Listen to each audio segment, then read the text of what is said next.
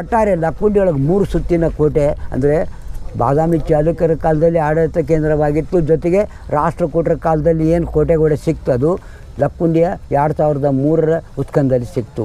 ಈಗೇನು ನಾವು ಉತ್ಖನ ಮಾಡ್ತೀವಿ, ಇದರಲ್ಲಿ ಬಾದಾಮಿ ಚಾಲುಕ್ಯರ ಕಾಲದ ಕೋಟೆಯ ತಳಪಾಯದ ಮೇಲೆ ಏನು ವಿಜಯನಗರ ಅರಸರ ಕಾಲದಲ್ಲಿ ಅನೇಕ ಸ್ಮಾರಕಗಳ ಅವಶೇಷಗಳನ್ನು ಹಾಕಿ ಹಾಳು ಮಣ್ಣಲ್ಲಿ ಕಟ್ಟಿದ್ದಾರೆ.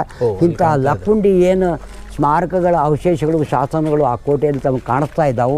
ಇಂಥ ಕೋಟೆಯ ಇದನ್ನು ದುರಸ್ತಿ ಮಾಡಬೇಕು, ಇದನ್ನು ರಕ್ಷಣಾ ಮಾಡಬೇಕು. ವೀಕ್ಷಕರೇ, ಈಗ ನನ್ನ ಜೊತೆ ESIದಲ್ಲಿ ಅದೇ ರೀತಿ ಕರ್ನಾಟಕ ಪುರಾತತ್ವ ಇಲಾಖೆಯಲ್ಲಿ ಸುಮಾರು ವರ್ಷಗಳ ಕಾಲ ಕೆಲಸ ಮಾಡಿ ಅಂದರೆ ಸೇವೆ ಸಲ್ಲಿಸಿ ನಿವೃತ್ತರಾಗಿರುವಂತಹ ಲಕ್ಕುಂಡಿ ಬಗ್ಗೆ ಸಂಪೂರ್ಣ ಜ್ಞಾನವನ್ನು ಹೊಂದಿರುವಂಥ, ಸಂಪೂರ್ಣ ಮಾಹಿತಿಯನ್ನು ಹೊಂದಿರುವಂತಹ ಶ್ರೀ ಅಬ್ದುಲ್ ರಜಾಕ್ ಕಟ್ಟಿಮನೆಯವರು ಇದ್ದಾರೆ. ಸೊ ಇವರಿಂದ ಈ ಲಕ್ಕುಂಡಿಯ ಇತಿಹಾಸ ಜೊತೆಗೆ ನಾವೀಗ ಕೋಟೆ ವೀರಭದ್ರ ದೇವಸ್ಥಾನದ ಮುಂದುಗಡೆನೇ ಇದ್ದಾರೆ. ಕೋಟೆ ವೀರಭದ್ರ ದೇವಸ್ಥಾನದ ಮುಂದುಗಡೆನೇ ಉತ್ಖನನ ಕಾರ್ಯ ನಡೀತಾ ಇದೆ. ಇದರ ಸಂಪೂರ್ಣ ಮಾಹಿತಿಯನ್ನು ತಿಳಿಯೋಣ. ಸರ್ ನಮಸ್ಕಾರ. ವೀಕ್ಷಕರೇ, ಲಕ್ಕುಂಡಿಯತ್ತ ಇವತ್ತು ವಿಶ್ವದ ಚಿತ್ತವೇ ಇದೆ. ಜಗತ್ತೆಲ್ಲ ನೋಡ್ತಾ ಇರೋದು ಲಕ್ಕುಂಡಿಯತ್ತ.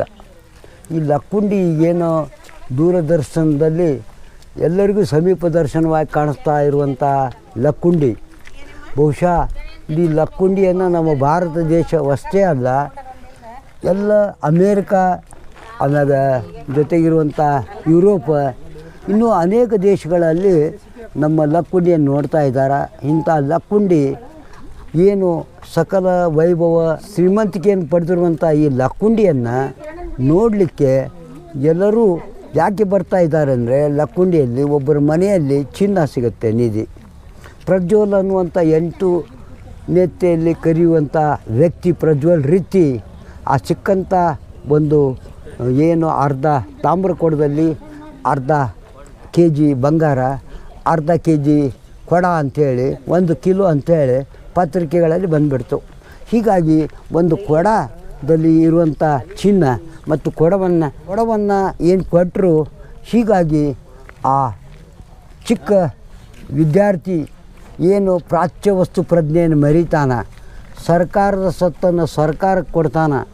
ಇವೆಲ್ಲ ಸರ್ಕಾರದ ಸ್ವತ್ತು ಅಂದರೆ ಇಲ್ಲಿ ಏನು ಸ್ಮಾರಕಗಳದಾವು, ನಿಧಿಯ ನಿಕ್ಷೇಪ, ಭೂಮಿಯಲ್ಲಿ ಸಿಗ್ತಕ್ಕಂಥ ನಿಧಿ, ಅವುಗಳ ಜೊತೆಗೆ ಸ್ಮಾರಕಗಳ ಜೊತೆಗೆ ಶಾಸನಗಳು, ಹಸ್ತಪ್ರತಿಗಳು, ತಾಳೆಗರಿಗಳು, ಜೊತೆಗೆ ಇಲ್ಲಿ ಏನು ಕಲಾ ಸಂಸ್ಕೃತಿ ಇದೆ, ಶ್ರೀಮಂತಿಕೆ ಇದೆ, ಇವೆಲ್ಲವನ್ನು ಉಳಿಸುವ ಉದ್ದೇಶ ನಮ್ಮ ಭಾರತೀಯ ಪ್ರತಿಯೊಬ್ಬರ ಕರ್ತವ್ಯ ಅಂತ ಹೇಳ್ತಾ, ಈ ನಮ್ಮ ದೇಶಕ್ಕೆ ಏನು ಸ್ವಾತಂತ್ರ್ಯ ಬಂದು 1947ರ ನಂತರ, ಈ ಸ್ವಾತಂತ್ರ್ಯದ ಪೂರ್ವದಲ್ಲಿಯೇ ಆಂಗ್ಲರು ಇವುಗಳನ್ನೆಲ್ಲವನ್ನು ರಕ್ಷಣೆ ಮಾಡಬೇಕಂತೇಳಿ 1904ರಲ್ಲಿ ಸ್ಮಾರಕಗಳ ಕಾಯ್ದೆ ಮಾಡ್ತಾರೆ. 1865ರಲ್ಲಿ ಈ ಇಲಾಖೆ ಪ್ರಾರಂಭ ಆಗುತ್ತೆ. ಈ 1865ರಲ್ಲಿ ಪ್ರಾರಂಭ ಮಾಡಿದಂಥ ಏನು ಭಾರತೀಯ ಪುರಾತತ್ವ ಸಂರಕ್ಷಣಾ ಇಲಾಖೆಯೊಳಗೆ ನನಗೆ ಸೇವೆಗೆ ಅವಕಾಶವನ್ನು ಒದಗಿಸಿಕೊಡ್ತಾರೆ SR ರಾವ್. ಇಲ್ಲಿ ನನ್ನ ಹೆಸರು ಅಬ್ದುಲ್ ರಜಾಕ್ ದಸ್ಗೀರ್ ಸಾಹೇಬ್ ಕಟ್ಟಿಮನಿ ಅಂತ ಹೇಳಿದರೆ, ನಾನು ಗದಗ ನಿವಾಸಿ. ಈ ಲಕ್ಕುಂಡಿ, ಗದಗ, ಹಂಪಿಯಲ್ಲಿ ನಾನು ಕೆಲಸ ಮಾಡಿದೆ. ಅದು 1971ರಲ್ಲಿ ವ್ಯಕ್ತಿಗತ ವಿದ್ಯಾರ್ಥಿ ಆಗಿದ್ದಾಗ ಏನು ಅಲ್ಲಲ್ಲಿ ನಶಿಸಿ ಹೋಗ್ತಕ್ಕಂಥ ಶಿಲ್ಪ ಶಾಸನಗಳನ್ನು ಸಂಗ್ರಹ ಮಾಡಿ ರಾಮೇಶ್ವರ ದೇವಾಲಯ ಗದಗದಲ್ಲಿ ಸಂಗ್ರಹಿಸಿಟ್ಟು 1977 ಆ್ಯಂಟಿಕ್ವಿಟೀಸ್ ರಿಜಿಸ್ಟ್ರೇಷನ್ ಆ್ಯಕ್ಟ್ ಪ್ರಕಾರ ಅವುಗಳನ್ನು ನೋಂದಣಿ ಮಾಡಿ ಅವನ್ನು ಭಾರತೀಯ ಪುರಾತತ್ವ ಸಂರಕ್ಷಣಾ ಇಲಾಖೆಯ ಪೂರ್ವದೊಳಗೆ ನೋಂದಣಿ ಮಾಡಿರ್ತೇನೆ. ಭಾರತೀಯ ಪುರಾತತ್ವ ಸಂರಕ್ಷಣಾ ಇಲಾಖೆಯವರು ಅಲ್ಲಿ ಗದಗಿನಲ್ಲಿ ವಸ್ತು ಸಂಗ್ರಹಾಲಯ ಮಾಡ್ತೀನಿ ಅಂತ ಹೇಳಿದಾಗ ವಸ್ತು ಸಂಗ್ರಹಾಲಯ ಆಗತ್ತೆ ಅನ್ನೋದಕ್ಕೆ SR ರಾವ್ ಅವರು ನನಗೆ ಕೊಟ್ಟಂಥ ಅವಕಾಶ ಅಲ್ಲಿ ಗದಗಿನೊಳಗೆ 8-10-1976ರಿಂದ 1980ರವರೆಗೆ ಕೆಲಸ ಮಾಡಿದರೆ ಅಲ್ಲಿ ವಸ್ತು ಸಂಗ್ರಹಾಲಯ ನಿರ್ಮಾಣ ಆಗಲಿಲ್ಲ. ಈ ಕಾರಣದಿಂದ ಆ ಇಲಾಖೆಯನ್ನು ಬಿಟ್ಟುಕೊಟ್ಟು ನಾನು ಮತ್ತೆ 1985ರಿಂದ ಕರ್ನಾಟಕ ರಾಜ್ಯ ಸರ್ಕಾರದ ಪುರಾತತ್ವ ಮತ್ತು ಪ್ರಾಚ್ಯ ವಸ್ತು ಮತ್ತು ಪರಂಪರಾ ಇಲಾಖೆ ವಸ್ತು ಸಂಗ್ರಹಾಲಯ ಇಲಾಖೆಯೊಳಗೆ ಏನು 1985ರಿಂದ ಗದಗಿನಲ್ಲಿ ಒಂದು ಮತ್ತೆ ವಸ್ತು ಸಂಗ್ರಹಾಲಯಕ್ಕೆ ನಾನೇನು ಆಸೆ ಪಟ್ಟಿದ್ದೆ, ಕನಸು ಕಂಡಿದ್ನೋ ಅದನ್ನು 1985ರೊಳಗೆ ಇಲಾಖೆಗೆ ವಹಿಸಿಕೊಟ್ಟು ಅವ್ರಿಗೆ ಸುಪರ್ದಿಗೆ ವಹಿಸಿದೆ. ಯಾವುದೇ ಫಲಾಪೇಕ್ಷೆ ಪ್ರತಿಫಲಾಪೇಕ್ಷೆಯನ್ನು ಪಡೆಯದೆ ಸರ್ಕಾರಕ್ಕೆ ಅಂದರೆ ಇಲಾಖೆಗೆ ಗದಗಿನಲ್ಲಿ ವಸ್ತು ಸಂಗ್ರಹಾಲಯ ನಿರ್ಮಾಣ ಆಗಬೇಕು. ಧಾರವಾಡ ಜಿಲ್ಲಾ ಇತ್ತು, ಇನ್ನೂ ಗದಗ ಜಿಲ್ಲಾ ಆಗಿದ್ದಿಲ್ಲ. ಹೀಗಾಗಿ ಪ್ರತಿ ಜಿಲ್ಲಾವಾರು ಒಂದು ವಸ್ತು ಸಂಗ್ರಹಾಲಯ ಅಂತ ಇಲಾಖೆಯ ಕಾಯ್ದೆ ಮೇರೆಗೆ ಗದಗಿನಲ್ಲಿ ವಸ್ತು ಸಂಗ್ರಹಾಲಯ ಆಯಿತು. ಇಲ್ಲಿ ನನಗೆ ಅವಕಾಶ ಹಂಪಿಯೊಳಗೆ 2 ಸಲ ಉತ್ಖನದೊಳಗೆ ಭಾಗವಹಿಸಬೇಕಾಯಿತು. ಅದರ ಜೊತೆಗೆ ಲಕ್ಕುಂಡಿ ಸರ್ ಹಂಪಿಯಲ್ಲಿ ಏನೇನು ಹಂಪಿ ಉತ್ಖನದಲ್ಲಿ ನಾನು 2 ಸಲ ಭಾಗವಹಿಸಿದರೆ ಏನೇನು ಸಿಕ್ತು? ಭಾರತೀಯ ಪುರಾತತ್ವ ಇಲಾಖೆಯೊಳಗೆ ಕೆಲಸ ಮಾಡುವ ಹೊತ್ತಿನಾಗ ಅಲ್ಲಿ ಏನು ಮಹಾನವಮಿ ದಿಬ್ಬದ ಎದುರಿಗೆ ಕಿಂಗ್ ಆಡಿಯನ್ಸ್ ಹಾಲ್ ಅಂತದೆ. ಮಹಾನವಮಿ ದಿಬ್ಬದ ಎದುರಿಗೆ ದರ್ಬಾರ್ ಹಾಲ್ ಅಂತ ಕರಿತೀವಿ, ಅರಸನ ವಡ್ಡೋಲಗ ಅಂತ ಕರಿತೀವಿ. ಆ ಭಾಗದಲ್ಲಿ ಕೆಲಸ ಮಾಡಿದೆ. ವಡ್ಡೋಲಗ ಸಿಕ್ತು ಹಂಪಿಯೊಳಗೆ. ಅದು ಭಾರತೀಯ ಪುರಾತತ್ವ ಇಲಾಖೆಯೊಳಗೆ ಕೆಲಸ ಮಾಡ್ತು ಹೊತ್ತಿನಾಗ. ಅದರ ಪಕ್ಕದಲ್ಲೇ ಮಿಂಟ್ ಏರಿಯಾ ಅಂತ ಕರಿತೀವಿ. ಅಲ್ಲಿ ನಾಣ್ಯಗಳನ್ನು ಟಂಕಿಸುವಂಥ ಟಂಕಸಾಲೆ ಇತ್ತು ಅಂತ ಹೇಳ್ತೀವಿ. ಹೀಗಾಗಿ 2ನೇ ಸಲ ನಾನು ಮತ್ತೆ ಕೆಲಸ ಮಾಡೋ ಹೊತ್ತಿನಾಗ ಏನು ನೋಬೆಲ್ ಮ್ಯಾನ್ ಕ್ವಾರ್ಟರ್ಸ್ ಏರಿಯಾ ಅಂದರೆ ವಿಜಯನಗರ ಅರಸರ ಕಾಲದೊಳಗೆ ಮಂತ್ರಿಗಳ ಮನೆಗಳು ಮತ್ತು ಪ್ರಜೆಗಳ ಮನೆಗಳು, ಅಲ್ಲೇನು ಒಂದು ನಿವೇಶನ, ಅಲ್ಲಿ ಮಹಾನವಮಿ ದಿಬ್ಬದ ಎದುರಿಗೆ ಏನು ಹಜಾರಾಮನ ದೇವಸ್ಥಾನದ ಈ ಕಡೆ ಕಮಲಮಲದ ಹತ್ತ ಕಡೆ ಆನೆ ಕಟ್ಟುವಂಥ ಸಾಲಿದೆ. ಅದರ ಎದುರುಗಡೆನೇ ಒಂದೀಗೇನು ಟೂರಿಸಮ್ ಡಿಪಾರ್ಟ್ಮೆಂಟ್ಲಿಂದ ಒಂದು ಆಫೀಸು ಮತ್ತು ಪ್ರವಾಸೋದ್ಯಮ ಇಲಾಖೆಯಿಂದ ಒಂದು ಆಫೀಸ್ ಅದ. ಅದರ ಹಿಂದುಗಡೆ ಏನು ಉತ್ಖನನ ಮಾಡಿದರು ಅದರೊಳಗೂ ನಾನು ಭಾಗವಹಿಸಿದ್ದೆ. ನಂತರ ಲಕ್ಕುಂಡಿಯೊಳಗೆ 2003ರಿಂದ 2007ರವರೆಗೆ ಕೆಲಸ ಮಾಡಿದೆ. ಒಟ್ಟಾರೆ ಈ ಲಕ್ಕುಂಡಿಯೊಳಗೆ ನಾನು 1968ರಿಂದ ಲಕ್ಕುಂಡಿಯಲ್ಲಿ ಕೆಲಸ ಮಾಡ್ತಾ ಇರಬೇಕಾದ್ರೆ ಇಲ್ಲಿ 101 ಗುಡಿ, 101 ಬಾವಿ, 101 ಈಶ್ವರ ಲಿಂಗು ಇದ್ವು ಅಂತ ಹೇಳ್ತಾರೆ. ಈಗ ತೋರಿಸಂತಂದರೆ 101 ಗುಡಿಗಳಿಲ್ಲ. ಅಳಿದುಳಿದಂಥ ದೇವಾಲಯಗಳನ್ನು ಭಾರತೀಯ ಪುರಾತತ್ವ ಸಂರಕ್ಷಣಾ ಇಲಾಖೆಯವರು ಕೇವಲ 6 ದೇವಾಲಯಗಳನ್ನು ಮಾತ್ರ ರಕ್ಷಣೆ ಮಾಡ್ತಾಯಿದ್ದಾರೆ, 1 ಬಾವಿ. ಇದಕ್ಕೆ ಕಾರಣ ಈ ಭಾಗದೊಳಗೆ ಏನು ಲಕ್ಕುಂಡಿಯೊಳಗೆ 101 ಗುಡಿ ಇದ್ವು. 1893ರಲ್ಲಿ ಏನು 50 ಗುಡಿ ಹಾಳಾದವು. 50 ಗುಡಿಗಳು ಹಾಳಾದರೂ ಇನ್ನೂ 50 ಗುಡಿ ಅದಾವಂತ ನಾನು ನಂಬಿದ್ದೆ. ಆ 50 ಗುಡಿಗಳು ಇರಲಿಲ್ಲ, ಅವುಗಳೆಲ್ಲ ಅವಸಾನದ ಅಂಚಿಗೆ ಹೋಗಿದ್ದು.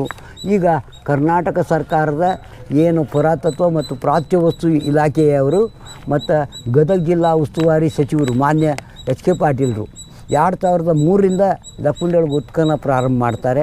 2003ರಿಂದ 7ರವರೆಗೆ. 2023 ಪ್ರವಾಸೋದ್ಯಮ ಮತ್ತು ಕಾನೂನು ಮತ್ತು ಸಂಸದೀಯ ಸಚಿವರಾಗಿ ಪುರಾತತ್ವ ಮತ್ತು ಪ್ರಾಚ್ಯವಸ್ತು ಮತ್ತು ಪರಂಪರಾ ಇಲಾಖೆ, ಹೀಗೆ ಅವರ ಅವಧಿಯೊಳಗೆ ಈ ಗದಗಿನ ಜಿಲ್ಲೆಯೊಳಗೆ ಲಕ್ಕುಂಡಿ ಗ್ರಾಮದ ಸ್ಮಾರಕಗಳನ್ನು ಅಭಿವೃದ್ಧಿ ಮಾಡಬೇಕಂತೇಳಿ ಈ ಲಕ್ಕುಂಡಿ ಅಭಿವೃದ್ಧಿ ಪ್ರಾಧಿಕಾರ ಏನದ ಅದನ್ನು ಪುನಶ್ಚೇತನಗೊಳಿಸಿ ಲಕ್ಕುಂಡಿ ಅಭಿವೃದ್ಧಿ ಪ್ರಾಧಿಕಾರ, ಪಾರಂಪರಿಕ ಪ್ರದೇಶ ಅಭಿವೃದ್ಧಿ ಪ್ರಾಧಿಕಾರದಿಂದ ಇಲ್ಲೇನು ಲಕ್ಕುಂಡಿ ಉತ್ಖನನ ಕಾರ್ಯಕ್ರಮ ಮಾಡ್ತಾಯಿದ್ದಾರೆ. 16/1/2026ರಿಂದ ಪ್ರಾರಂಭ ಆಗಿದೆ. ಸ್ಥಳ ಕೋಟೆ ವೀರಭದ್ರೇಶ್ವರ ದೇವಸ್ಥಾನದ ಆವರಣ ಮುಂದೆ ನಾವು ನಿಂತಿದ್ದೀವಿ. ಒಟ್ಟಾರೆ ಈ ಲಕ್ಕುಂಡಿಯ ಏನು ಒಂದು ಉತ್ಖನನ ಆಗ್ತಾಯಿದೆ. ಹೀಗಾಗಿ ಎಲ್ಲ ಜನರು ಲಕ್ಕುಂಡಿ ಹತ್ರ ಧಾವಿಸಿ ಬರ್ತಾ ಇದ್ದಾರೆ. ಇದರ ಆಯುಕ್ತರಾದಂಥ ಶರಣು ಗೋಗೇರಿ ಅವರು, ಇದಕ್ಕೆ ರಾಜ್ಯ ಮಟ್ಟದ ಸಲಹಾ ಸಮಿತಿಯ ಸದಸ್ಯರಾದಂಥ ಸಿದ್ಧಲಿಂಗೇಶ್ವರ ಪಾಟೀಲ್ ಅವರು, ರಾಜ್ಯ ಮಟ್ಟದ ಸಲಹಾ ಸಮಿತಿಯ ಸದಸ್ಯನಾಗಿ ನಾನು ಅಬ್ದುಲ್ ರಜಾಕ್ ದಸ್ಗೀರ್ ಸಾಬ್ ಕಟ್ಟಿಮನಿ. ಇಲ್ಲಿ ಏನು ಕೆಲಸ ಮಾಡಿಸ್ತಾ ಏನು ಲಕ್ಕುಂಡಿಯ ಒಂದು ಉತ್ಖನನ ನಡೀತಾ ಇದೆ, ಇದು ಅನೇಕರ ಕನಸು. ಈ ಲಕ್ಕುಂಡಿ ಅಭಿವೃದ್ಧಿ ಆಗಬೇಕು, ವಿಶ್ವ ಪರಂಪರಾ ಪಟ್ಟಿಯಲ್ಲಿ ಸೇರಬೇಕು. ಈ ದಿಶೆಯೊಳಗೆ ಕನಸನ್ನು ಏನು ನನಸು ಮಾಡ್ತಾ ಇದ್ದಾರೆ ಮಾನ್ಯ ಜಿಲ್ಲಾ ಉಸ್ತುವಾರಿ ಸಚಿವರು ಎಚ್ ಕೆ ಪಾಟೀಲರು. ಇಲ್ಲಿ ಪ್ರಾಚ್ಯವಸ್ತು ಪ್ರಜ್ಞೆ ಅಂದರೆ ಅವೇರ್ನೆಸ್ ಕ್ರಿಯೇಟ್ ಮಾಡಿದರು.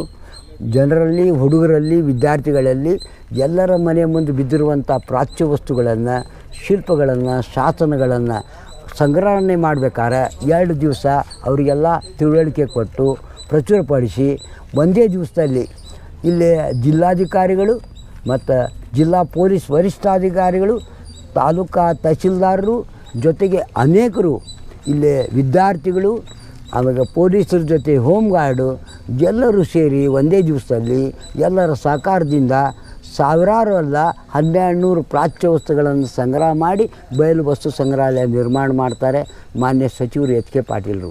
ಇದೆಲ್ಲರ ಸಹಕಾರದಿಂದ ಲಕ್ಕುಂಡಿಯೊಳಗೆ ಇವತ್ತು ಬಯಲು ವಸ್ತು ಸಂಗ್ರಹಾಲಯ ನೋಡ್ಬೋದು ತಾವು. ಇಲ್ಲಿ ಅನೇಕ ಶಿಲ್ಪಗಳು, ಶಾಸನಗಳು ಇದ್ದಾವೆ. ಅದ್ರ ಜೊತೆಗೆ ಸ್ಮಾರಕಗಳ ದತ್ತು ಯೋಜನೆ ಅಂತ ಮಾಡಿ ರಾಜ್ಯಾದ್ಯಂತ ಅನೇಕ ಸ್ಮಾರಕಗಳನ್ನು ದತ್ತು ಪಡೆದುಕೊಂಡು ಕೆಲವರು ಸ್ಪಾನ್ಸರ್ಸ್ ಅಂದರೆ ಯಾರು ಅದನ್ನು ದುರಸ್ತಿ ಮಾಡಿಸಿಕೊಡ್ತಾರೆ ಅದನ್ನು ನಿರ್ವಹಿಸಿ ದುರಸ್ತಿ ಮಾಡಿಸ್ತಾ ಇದ್ದಾರೆ. ಅದೇ ರೀತಿ ಲಕ್ಕುಂಡಿ ಒಳಗೆ 13 ಪ್ರಾಚೀನ ಸ್ಮಾರಕ ಮತ್ತು ಬಾವಿಗಳ ದುರಸ್ತಿ ಮಾಡ್ತಾರೆ.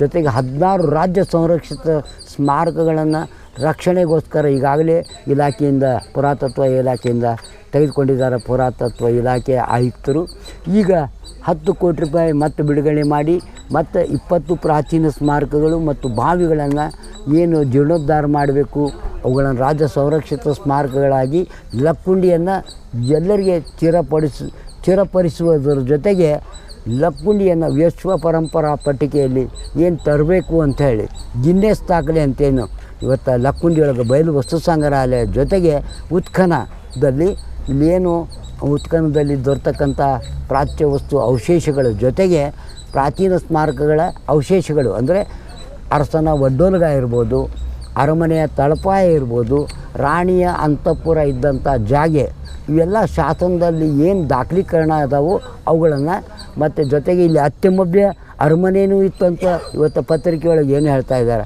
ಅದು ಯಾವ ಜಾಗ ಇಲ್ಲಿ ಇತ್ತು ಅನ್ನೋದು ನೋಡಬೇಕು.